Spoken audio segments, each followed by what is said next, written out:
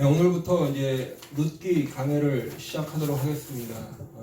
룻기 강해를 시작하는데 먼저 한 가지 좀 짚고 넘어가야 할 부분이 있죠. 보통 우리가 룻기의 말씀을 그동안 많이 들어왔는데 대체로 우리가 많이 들어온 말씀은 시어머니를 극진히 모시는 며느리인 룻의 이야기, 아니면 시어머니와 며느리의 관계에 대한 말씀이라든가, 아니면 고부간에 있는 이야기, 뭐 이런 것들을 들어왔어요. 그렇죠? 그런데 과연 룻기가 그것을 우리에게 말씀해 주고 있냐 하는 것이죠. 그 말씀이 하나님께서 룻기를 통해서 우리에게 분명히 말씀하시고자 하는 그 의미가 있는데, 뜻이 있는데, 그 말씀이 그런 고부관계와 관련된 그런 말씀이냐 하는 것입니다. 그런데 뭐 답은 여러분들도 다 알고 계신 대로 그렇지 않다는 거죠. 그러면 어떤 분은 속으로 이렇게 생각하시는 분들이 계실 거예요. 아니 목사님, 룻기에는 나오미와 룻이 시어머니와 며느리의 관계를 이루고 있어요. 그리고 그 중심에 또 나오미와 룻의 이야기가 상당 부분 차지하고 있고, 그리고 결국에는 시어머니 잘 모시자고 하는 그 내용이 뭐 이렇게 크게 잘못돼 보이지도 않는데 그게 뭐 잘못입니까 하는 분들이 계시겠죠. 그런데 제가 드리는 말씀은, 물론 우리가 부모님께 효도해야죠. 꼭 시어머니에게 뿐만 아니라 뭐 부모님, 모든 부모님 다 우리가 공경해야 합니다. 효도해야죠. 그리고 또 부모님뿐만 아니라 연세가 있으신 어르신들에게 우리가 최선을 다해서 공경하고 또 이렇게 효를 행해야 하는 것 마땅하죠. 지금 그거 하지 말라고 드리는 말씀이 아니라, 룻기의 말씀이 그런 어떤 고부관계나 아니면 어르신을 효도하는, 어르신을 공경하는, 효도하는 그런 말씀이 아니라는 거예요. 근데 우리가 이 본문 말씀을 가지고 하나님께서 말씀하시고자 하는 그 진의와 상관없이 그런 고부관계나 효도에 관한 말씀을 하고, 그리고 본문의 뜻과 다른 적용을 하게 되다 보면 문제는 뭐냐면 우리가 하나님의 뜻을 알 길이 없다는 거예요. 그런 식으로 성경을 읽고 해석하고 적용하다 보면 우리는 그저 어느 도덕책 한 권 읽는 것처럼 성경을 대하게 된다는 거예요. 그리고 그런 식으로 말씀을 자꾸 우리가 접근을 하게 되면 우리는 그저 성경을 우리 일상생활에 어느 정도 교양적으로 또 이렇게 도움을 주는 뭐 인문학 책 하나 읽는 것처럼 그렇게 된다는 거죠. 하나님의 뜻과는 거리가 점점 멀어지는 거예요. 우리가 우리의 신앙을 고백할 때 가장 처음에 나오는 것이 성경은 하나님의 말씀이다. 우리가 성경이 하나님의 말씀인 것을 믿고 있다, 이렇게 고백을 해요. 그렇죠? 그리고 하나님의 말씀인 성경 전체를 통해서 우리는 예수 그리스도를 만나야 하는데, 그런데 룻기를 통해서도 마찬가지라는 거예요. 어떤 고부관계나 효도에 관한 교훈을 주려고 우리에게 이 말씀을 주신 것이 아니라 룻기를 통해서도 누구를 만나야 된다고요? 예수님을 만나야 돼요. 예수님. 룻기를 통해서 하나님의 뜻을 발견하고, 룻기를 통해서 예수 그리스도를 만나는 은혜를 다 받으시는 우리 성도님들 되시기 바랍니다. 앞으로 그래도 4주 동안 우리가 룻기의 말씀을 가지고 은혜를 나누도록 하겠습니다. 룻기의 시작은 사사들이 치리하던 때에 라는 말로 시작됩니다. 사사들이 치리하던 때. 쉽게 말해서 사사기와 같은 시대에 있었던 일이라는 거죠. 여러분, 사사시대가 어떤 시대입니까? 아마도 이스라엘 역사 가운데 가장 암울하고 어두운 시대 중에 하나일 거예요. 이스라엘 민족이 반복적으로 하나님께 범죄합니다. 그리고 그에 대한 하나님의 징벌, 하나님의 심판으로 이방 민족이 침입하죠. 이스라엘 민족을 압제하고 괴롭힙니다. 그래서 이스라엘 민족이 많은 고통 가운데 살게 돼요. 이제 그렇게 되면 이스라엘 백성이 하나님께 부르짖습니다. 하나님을 찾아요. 그러면 하나님께서는 또 사사들을 보내셔서 이스라엘 백성을 구원해 주시고 회복시켜 주시고 그 땅에 평안을 주시던 그런 때가 사사시대라는 거죠. 그래서 사사기를 한마디로 표현한다면 우리가 사사기 맨 마지막 절에 있는 말씀대로 그때의 이스라엘의 왕이 없으므로 사람이 각기 자기의 소견에 옳은 대로 행하였더라. 이것이 사사기를 한마디로 표현하는 큰 줄기가 될 거예요. 그런데 룻기도 그 사사기와 동일한 시대에 있었던 말씀이라는 것입니다. 유다 베들레헴 에브라스에 어느 한 사람이 살고 있었는데 그 사람의 이름은 엘리멜렉이에요. 베들레헴에 흉년이 들었습니다. 그러니까 엘리멜렉이 그 안에 나오미와 두 아들 말론과 기럨을 데리고 이제 모압 땅으로 갔어요. 그리고 거기에 거류하였습니다. 그런데 모압 지방으로 가서 사는 어느 날에 가족들을 이끌고 이곳에 온 남편이자 아버지인 엘리멜렉이 죽었어요. 그리고 그 후에 두 아들 말론과 기럨은 이제 모압 여자들과 결혼을 했는데 하나의 이름은 오르바였고 또 다른 며느리의 이름은 룻이었습니다. 그리고 10년 정도의 기간이 흐르고 나니까 그동안에 말론과 기럨도 모두 죽었어요. 5절에 보니까 말론과 기럨 두 사람이 다 죽고 그 여인은 두 아들과 남편의 뒤에 남았더라. 나오미의 남편 엘리멜렉도 죽고 그리고 두 아들 말론과 기럨도 죽었어요. 이제 그 땅에 남은 것은 나오미예요. 그리고 모압 며느리들인 오르바와 룻만 남았어요. 그런데 오늘 우리는 여기서 나오미를 좀 더 눈여겨보기를 원합니다. 나오미를. 그 이유는 오늘 룻기 1장에 룻기 1장에서 보여지는 이 나오미가 흡사 욥기에 나오는 욥이랑 비슷한 모습을 볼 수 있기 때문에 성경에 보면 욥은 온전하고 정직하며 하나님을 경외하며 악에서 떠난 자라고 성경은 말씀하고 있는데 그런데 욥은 우리가 다 아는 대로 하루아침에 모든 자녀들을 다 잃어버렸죠. 그리고 가지고 있던 모든 소유도 다 잃어버렸어요. 그래도 욥은 하나님을 원망하지 않았어요. 입술로 범죄하지 않았다고 성경은 기록하고 있어요. 하지만 자신을 위로하기 위해서 찾아온 세 친구들과 대화하는 가운데 보면 욥은 자신의 출생을 한탄하는 그런 모습도 보이고 있습니다. 그런데 오늘 나오미가 그런 욥과 같은 상황이라는 거예요. 쉽게 표현하면 여자 욥이다 이렇게 볼 수 있어요. 엘리멜렉과 나오미가 베들레헴에서 살 때 욥처럼 부자였는지는 확실하지 않지만 그래도 어느 정도 부를 가지고 살았던 것 같긴 해요. 왜냐하면 나오미가 이제 1장 후반부에 보면 베들레헴으로 돌아갈 때에 내가 풍족하게 나갔더니 라고 말하고 있어요. 그리고 베들레헴에 흉년이 들어서 잠시 모압에 갔었던 건데 그곳에서 나오미는 아주 힘든 시간을 보냈죠. 모압 땅에 가서 남편을 잃었어요. 두 아들이 결혼을 하고 며느리를 맞이해서 조금 위안을 받고 살았겠죠. 그러나 결국에는 두 아들도 다 잃어버렸어요. 모압 땅에서 10년을 넘게 살았지만 그곳에서 무슨 재산을 많이 늘린 것도 아니고 자손이 번창해진 것도 아니에요. 그저 남편 죽고 두 아들 잃었어요.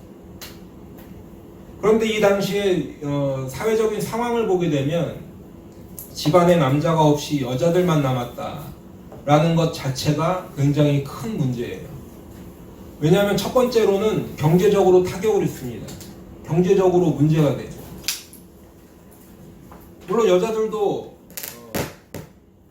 여자들도 이 일을 돕고 했겠지만 대부분의 경제는 남자들이 책임을 지던 시대죠. 남자들이 농사를 짓고 그리고 목축을 하든 무슨 일이든지 하여튼간에 경제 활동을 해서 그 집안 사람들을 먹여 살렸어요. 그리고 이제 그렇게 하다 보면 도둑도 들어도 도둑도 맞고 또 들짐승들의 공격이 있어도 그 공격도 막아내면서 이렇게 남자들이 경제 활동을 책임졌다는 거죠. 그런데 집안에 남자들이 없으면 이런 일을 당해도 꼼짝없이 당하는 거예요. 도둑이 들어와서 자신들이 농사 지어놓은 걸 다 훔쳐가도 그대로 당할 수밖에 없어요. 들짐승이 와서 자신들의 밭을 다 망가뜨려 놓아도 그냥 그대로 당하는 거예요. 심지어 전쟁이 나면 포로로 끌려가 버릴 수도 있어요. 자신들을 다른 사람에게서 또 다른 위협으로부터 실제적으로 보호해 줄 사람이 없다는 거예요. 여러 가지 위험에 그대로 노출이 되는 것이죠. 더군다나 지금 나오미가 살고 있는 곳은 나오미가 보면 이방인의 땅이죠. 자신의 고향이 아니에요. 모압 땅, 이방인의 땅이에요. 그리고 이 낯선 땅에서 연세가 많은 나오미, 그리고 이제 젊은 며느리의 안전은 누구도 보장해 주지 않아요. 나오미는 모든 것을 다 잃었을 뿐만 아니라 이제 자신의 안전, 자신의 안위마저도 보장할 수 없는 이방 땅에 남겨지게 되었다라는 거예요. 그렇기 때문에 이제 나오미는 모압 지방을 떠나서 베들레헴으로 돌아가려고 하고 있습니다. 길을 나섰어요. 마침 들리는 소식이 하나님께서 돌보셔서 베들레헴에 가면 양식이 있다는 소식도 듣게 되었어요. 그렇게 가는 길에 이제 두 며느리에게 각자의 집으로 돌아가라고 이야기합니다. 남편도 없고 소망도 없는데 며느리들을 데려다가 같이 고생만 할 것 같아요. 돌아가라는 거예요. 그러면서 그동안에 두 며느리들이 죽은 남편들과 또 시어머니인 나오미를 한결같이 사랑해 주었다라고 말하고 있어요. 그래서 너희들이 우리를 사랑한 대로 하나님께서 이제 오르바와 룻 너희 둘에게도 사랑하셔서 새로운 가정을 이루도록 돌보아 주실 것이다 말하고 있는 거예요. 두 며느리들은 큰 소리로 울었죠. 나오미의 이 제안을 거절합니다. 그래도 나오미는 며느리들이 자신과 함께 가더라도 자신이 해줄 수 있는 건 아무것도 없어요. 나오미는 나이가 많이 들어서 이제 그 가문을 이어가도록 아이를 낳아줄 수도 없어요. 그리고 오르바와 룻이 자신들의 민족인 모압으로 돌려보내길 원하는 거예요. 그곳에 가서 살으라는 거죠. 그 말을 듣고 이제 오르바는 모압으로 돌아갔습니다. 그러나 룻은 끝까지 모압으로 돌아가기를 거절하지요. 어머니가 가시는 곳에 나도 가겠습니다 하는 거예요. 어머니가 머무시는 곳에 나도 함께 머물겠습니다. 어머니가 죽으시는 그곳에 나도 죽어 묻힐 것입니다. 끝까지 함께 하겠다라는 거예요. 그뿐 아니라 어머니의 백성이 나의 백성이 되고 어머니의 하나님이 나의 하나님이 되십니다. 믿음의 고백도 하는 거예요. 룻은 나오미와 함께 가기로 결심했어요. 결단했어요. 그 고집을 꺾을 수가 없었어요. 이제 나오미와 룻은 함께 베들레헴으로 돌아왔지요. 이제 10여 년 만에 베들레헴에 돌아온 나오미를 사람들이 맞이해 줬어요. 그런데 나오미는 고향으로 돌아왔다는 안도감도 잠시고 그 마음이 그렇게 편하진 않아요. 나오미가 하는 이야기가 자신을 나오미라 부르지 말라고 해요. 마라라고 부르라고 해요. 나오미는 기쁨이라는 의미인데 이제 더 이상 자신은 나오미가 아니고 쓰다라는 의미의 마라라는 거예요. 마라라고 불러라. 나오미에게는 고향으로 돌아온 기쁨보다는 자신의 지금 이 초라한 모습이 너무나 마음이 아프겠어요. 그 아픈 마음, 초라한 마음을 나오미는 이야기합니다. 여호와의 손이 나를 치셨다라고 해요.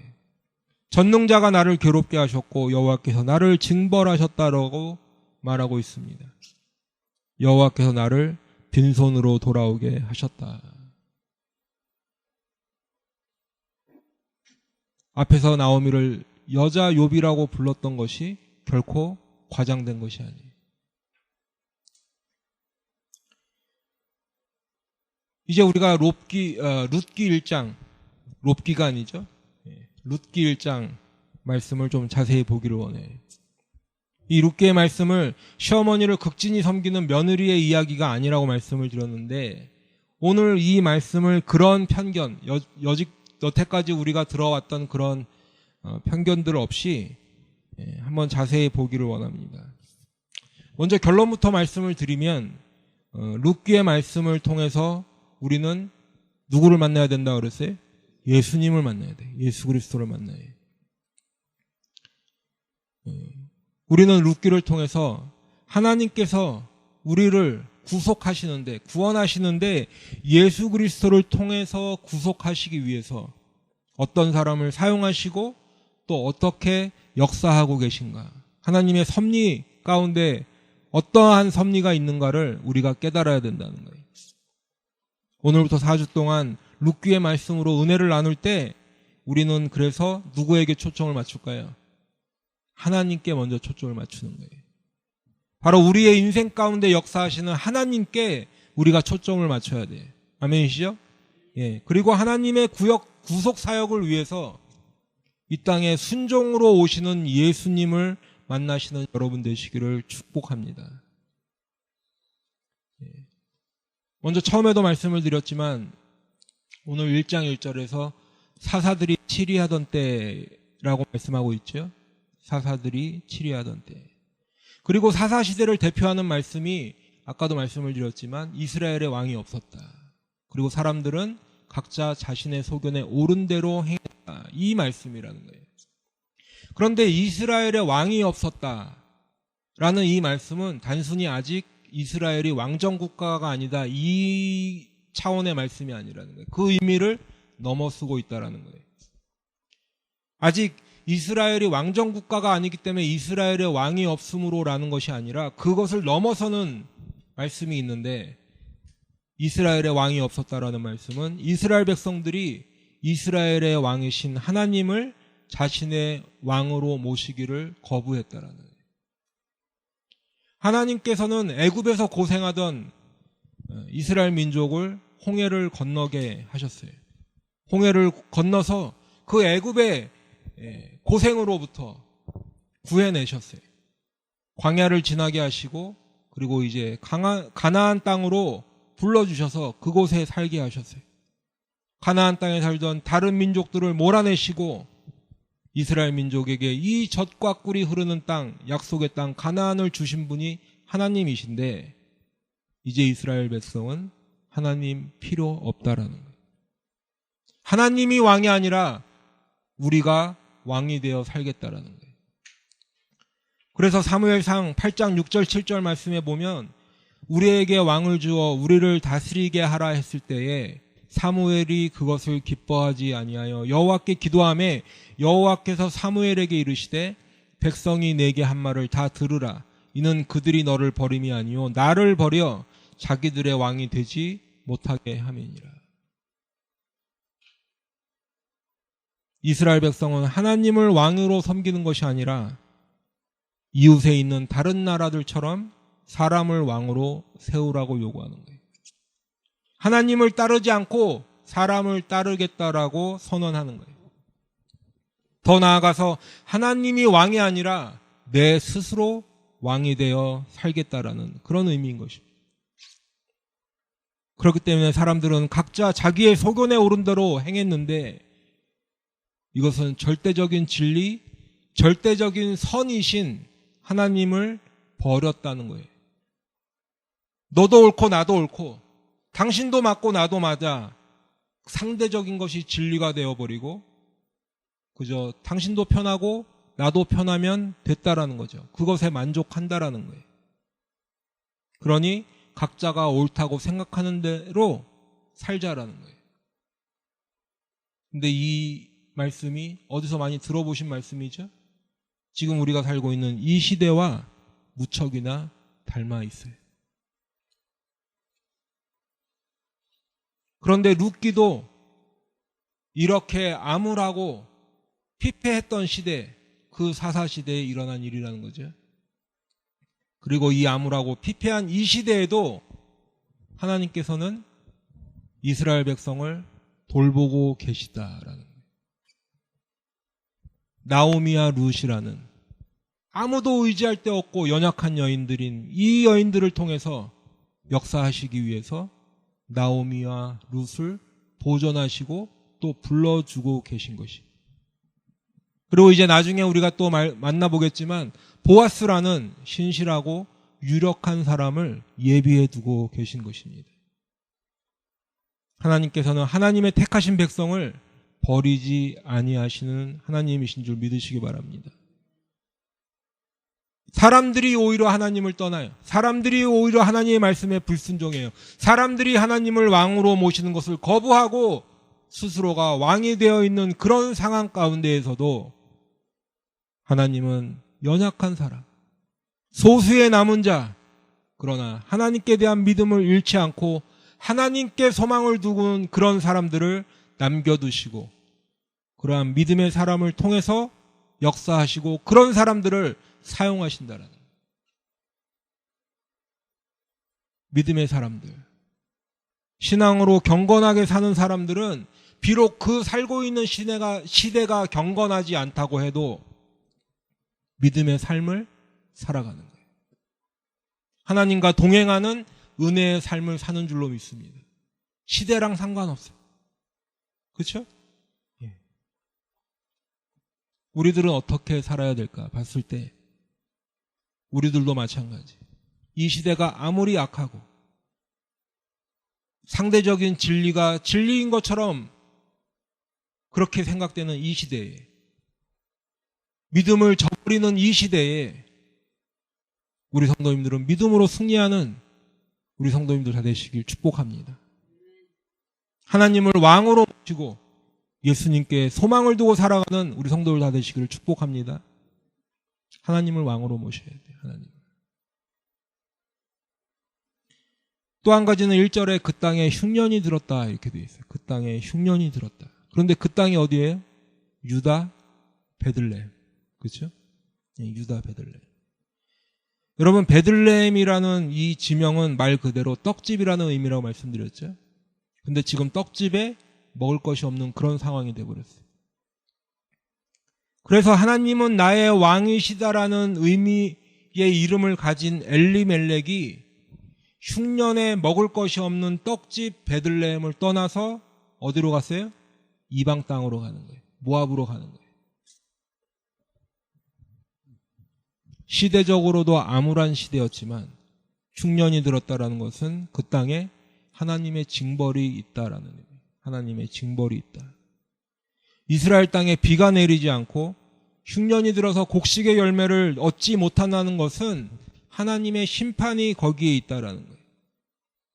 레위기 26장 20절 말씀에 보면 너희의 수고가 헛될지라 땅은 그 산물을 내지 아니하고 땅의 나무는 그 열매를 맺지 아니하리라 말씀하고 있는데 그 앞에 14절부터 보게 되면 너희가 내게 청종하지 아니하여 이 모든 명령을 준행하지 아니하며 내 규례를 멸시하고 마음에 내 법도를 싫어하며 내 모든 계명을 준행하지 아니하며 내 언약을 배반할진대 내가 이같이 너희에게 행하리니 하셨어요. 근데 하나님께서 우리가 하나님께 불순종하고 하나님의 말씀을 거역했을 때 이렇게 하시겠다라고 하시는 중에 하나가 땅의 결실을 내지 않고 기근이 온다라는 거예요. 그리고 약속의 땅 가나안을 떠나 이방 땅으로 옮겨갔다. 이 말씀 역시 그곳에 하나님의 징벌이 있었고 하나님의 심판이 있었다는 것을 의미해요. 우리가 나중에 예언서를 통해서 볼 수 있지만 약속의 땅 가나안을 빼앗기죠. 그리고 포로로 끌려가는 것, 이것이 결국은 하나님의 징벌, 하나님의 심판이 임한다는 그런 의미가 되는 것이죠. 또 한 가지는 우리가 지금 남편을 잃은 3명의 여인을 볼 수 있어요. 나오미만 남편을 잃은 게 아니죠. 그렇죠? 나오미도 잃었고 오르바 룻도 남편을 잃었어요. 그런데 남편을 잃었다라는 것은 바로 이스라엘이 남편을 잃고 과부가 되었다라는 것을 상징하는 거예요. 무슨 말씀이냐면 성경에서 하나님과 이스라엘 백성 간의 관계를 남편과 아내와의 관계로 보여주는 말씀이 상당히 많아요. 예를 들어서 이사야서 54장 5절 말씀에 보면 이는 너를 지으신 이가 내 남편이시라. 그의 이름은 만군의 여호와이시며 내 구속자는 이스라엘의 거룩한 이시라. 하나님께서 이스라엘 백성의 남편이심을 말씀하고 있어요. 뿐만 아니라 호세아서는 아예 그 말씀 전체가 남편이신 하나님, 그리고 그 안에 되는 이스라엘 백성에 대한 이야기죠. 호세아서에는 아예 음란한 여자 고멜이 등장을 하는데 하나님께서 고멜을 데려오라고 말씀하세요. 그리고 이 음란한 여인 고멜은 하나님을 버리고 우상 숭배를 하는 이스라엘 백성을 나타내는 것이, 고멜을 데려온 남편 호세아는 하나님을 나타내는 것이죠. 하나님과 이스라엘의 관계를 남편과 아내의 관계에 비유하고 있다라는 거예요.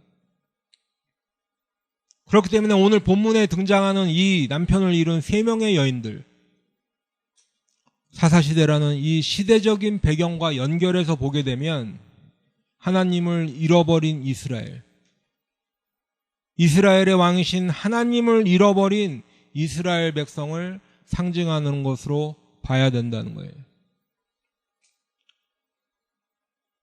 이스라엘의 왕이신 하나님 없이 각자 자기의 소견에 오른 대로 살아가는 이스라엘의 모습이 이런 거라는 거예요. 하나님을 왕으로 섬기지 않고 내가 왕이 되어 살면 더 잘 살 줄 알았죠.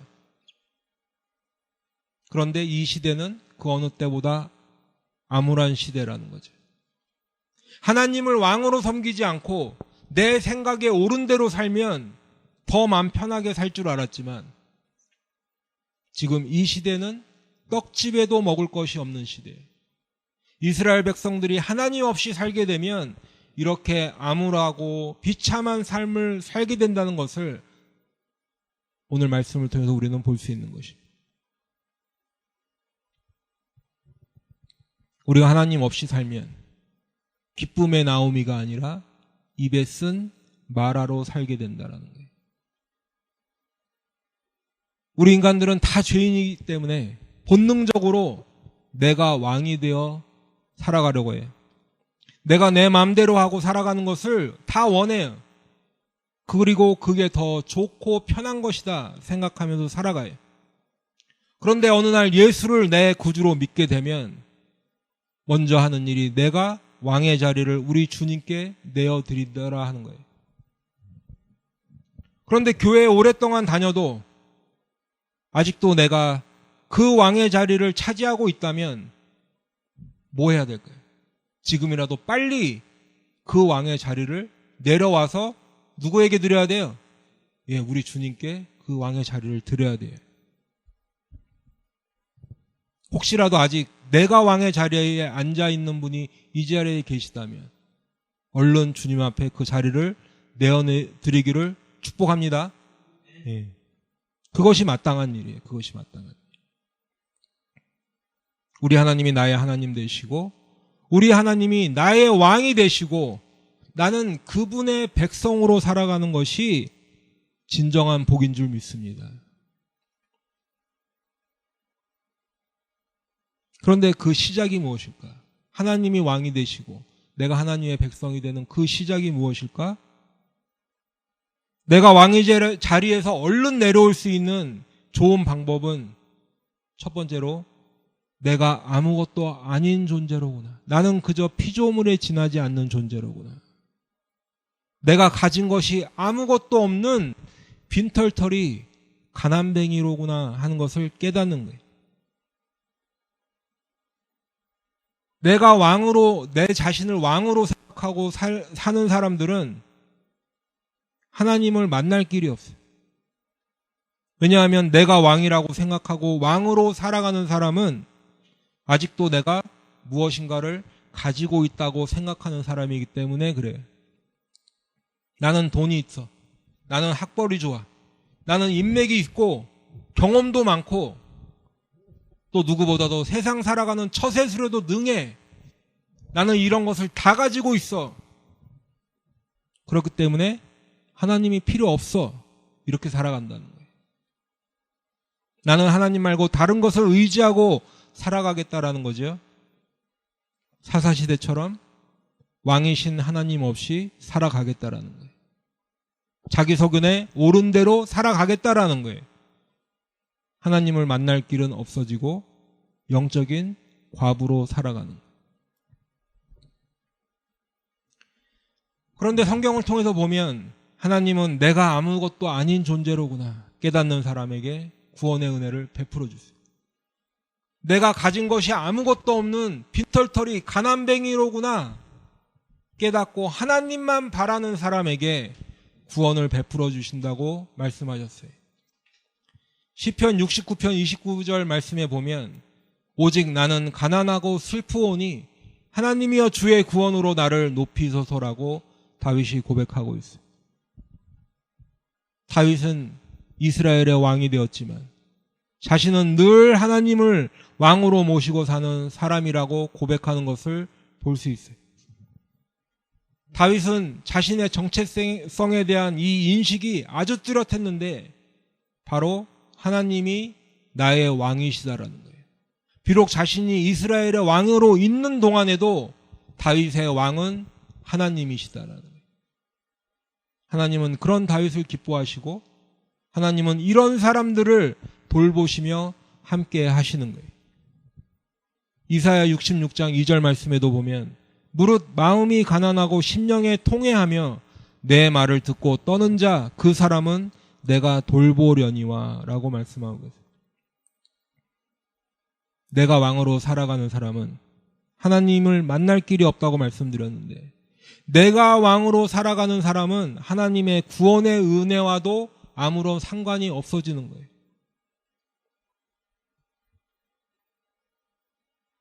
오직 하나님의 구원의 은혜는 가난한 마음, 통회하는 심령으로 하나님을 찾는 자들에게 주시는 줄로 믿습니다. 하나님이 나의 왕이심을 고백하며 하나님의 종으로 살아가는 사람들에게 하나님은 구원의 손길을 베풀어 주시는 거예요. 오늘 나오미를 보게 되면 아무런 소망이 없죠. 연세 많은 여인 나오미. 남편과 두 아들을 모두 잃은 나오미는 아무런 소망이 없어요. 아무것도 가진 것도 없이 절망 가운데 베들레헴으로 돌아왔어요. 사람들이 위로를 해도 들리지가 않아요. 이제 나오미는 베들레헴, 자신이 떠나온 이 땅에서 죽는 날만 기다리며 사는 거예요.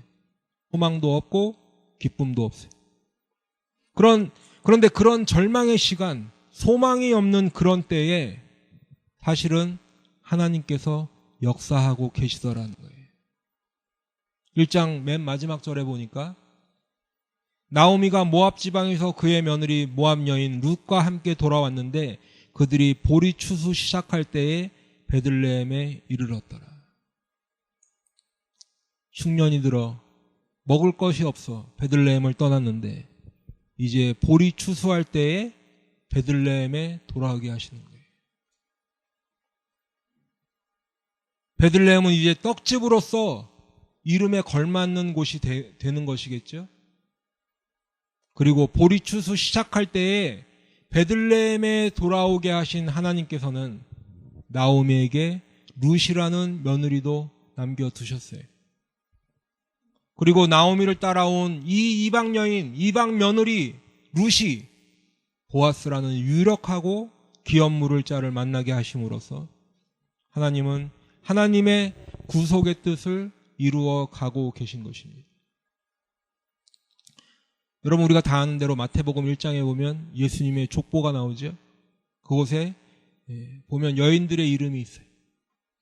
룻의 이름도 그곳에 있습니다. 룻은 예수님의 족보의 이름을 남기는 여인이 되었어요. 그런데 그 시작이 오늘 룻기 1장이라는 거예요. 우리가 지금까지 살펴본 대로 룻기 1장은 시대적으로는 암울한 상황이에요. 그곳에는 사사시대라는 어두운 시대가 있고 또 그곳에는 흉년이 든 떡집 베들레헴이 있어요. 하나님은 나의 왕이시다라고 이름을 지어 그렇게 불렀지만 그 사람은 베들레헴 약속의 땅 가나안을 떠나는 하나님의 백성이에요. 그리고 그 이방 땅에서 남편과 두 아들을 잃어버리고 홀로 남겨진 연세 많은 나오미와 역시 남편을 잃고 홀로 남겨진 며느리 룻이 있어요. 그런데 우리가 주목해야 할 것은 그 절망 가운데서 하나님께서 역사하신다는 거예요. 하나님은 추수할 보리밭을 준비하시고 보아스를 예비하셨어요. 그리고 룻과 보아스를 만나게 해주시는 거예요. 그리고 그들을 통해서 오벳을 낳게 하시고 이새와 다윗을 나게 하시고 결국에는 예수 그리스도를 이 땅에 보내시는 것입니다. 여러분, 우리는 인생을 살다 보면 소망이 없는 것 같은 순간 많이 경험하시죠? 모든 것을 다 잃어버린 것 같은 그런 순간이 있어요.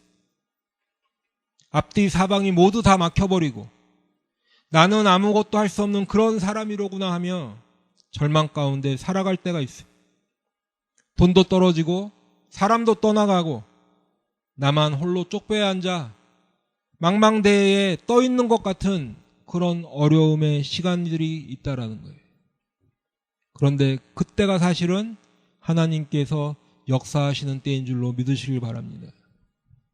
그때가 사실은 하나님께서 내가 하나님께 더욱 가까이 갈 수 있는 그런 좋은 기회의 순간임을 꼭 기억하시길 바래요. 내 목이 곧을 때, 내 배가 부를 때, 내 손에 뭔가가 가득 채워졌을 때는 하나님은 멀리 계세요. 아니, 그럴 때는 하나님이 멀리 계신 것이 아니라 내가 하나님을 멀리 떠나죠. 그런데 내 몸 하나 가누기도 힘겨울 때 하나님은 나를 돌보아 주실 것입니다. 내 마음이 가난하고 심령이 통회할 때 하나님은 우리를 만나 주실 것이에요. 내가 빈손으로 오직 하나님의 구원만을 소망할 때에 하나님은 외면하지 않으시고 우리를 그분의 날개 안으로 품어주시는 하나님이십니다. 그리고 하나님께서 우리를 품어주시는 그때에야 우리는 비로소 진정한 평안과 안식을 누리게 되는 줄로 믿습니다. 사랑하는 성도 여러분, 이제 말씀을 마칩니다.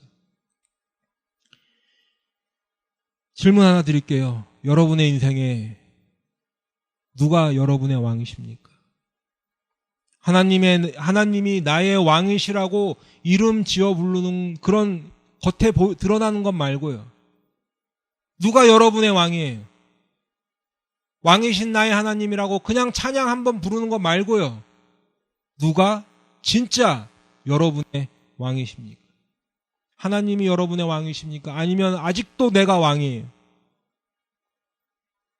그런데 여러분, 내가 왕으로 살아가는 사람은 아무런 소망이 없다고 말씀드렸죠.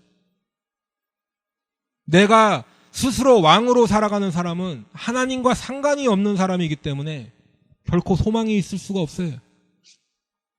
오직 하나님이 나의 왕이시다 고백하며 하나님의 뜻대로 순종하며 살아가는 그 사람만이 소망이 있는 것입니다. 오직 하나님이 나의 왕이 되실 때 우리는 진정으로 평안을 누리고 우리 인생에 소망이 생기는 거예요.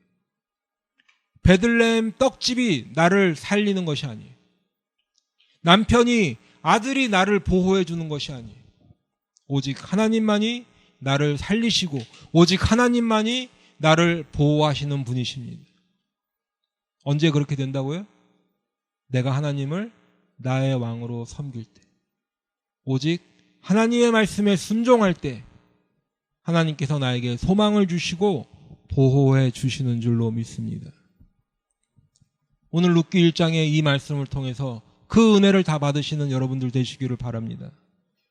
오늘 룻기 1장의 이 말씀을 통해서 하나님을 왕으로 모시는 여러분들 다 되시기를 축복합니다. 우리 인생에 소망이 없을 때, 우리 인생에 찾아오셔서 역사하시는 하나님을 반드시 믿으시고 그 하나님만 바라보시길 바래요. 오직 하나님께만 소망을 두고 하나님의 나라에 들어가는 은혜를 받는 저와 여러분 다 되기를 축복합니다. 그래서 예수 그리스도를 통해서 베풀어 주시는 하나님의 구원의 은혜를 다 받는 저와 여러분 되시기를 축원합니다. 기도하겠습니다.